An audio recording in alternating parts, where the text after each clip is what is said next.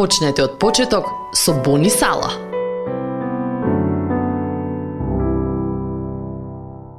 И така не отфрлајте ја вашата доверба, која има голема награда. Имено, вам ви е потребно трпение, за да исполните Божјата волја и да го добиете ветувањето. Евреите, 10 глава, 35 и 36 стих. Одамна еден од новозаветните писатели го изложи спасителниот план при обесхрабрување и измореност.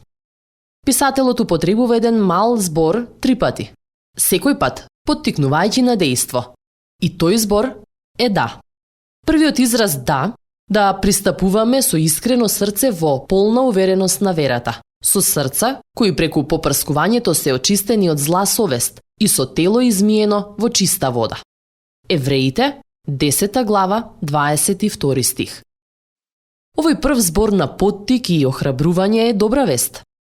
Искушуваш неволи, болка или недоразбирање. Однеси го право кај Бог и кажи му како се чувствуваш. Второто е да го држиме непоколебливо исповедувањето на нашата надеж, зашто е верен оној кој ветил. Евреите, 10 глава, 23 стих. Со други зборови, држи се цврсто до Божите ветувања. Не дозволувај некој да те разубеди, терајќи те да помислиш дека не си доволно добар или дека Бог се грижи за другите, но не за тебе. Овие ветувања го вклучуваат уверувањето дека твоите гревови се простени, дека си внесен во Божјото семејство, дека си Негово дете и дека ништо или никој не може да те одвои од Божјата љубов. Римјаните, 8 глава. Третото е да не ги напуштаме своите собранија, како што некои имаат обичај, туку да се бодриме еден со друг. Евреите, 10 глава, 25 стих. Пораката е јасна. Не се изолирај во твојата беда.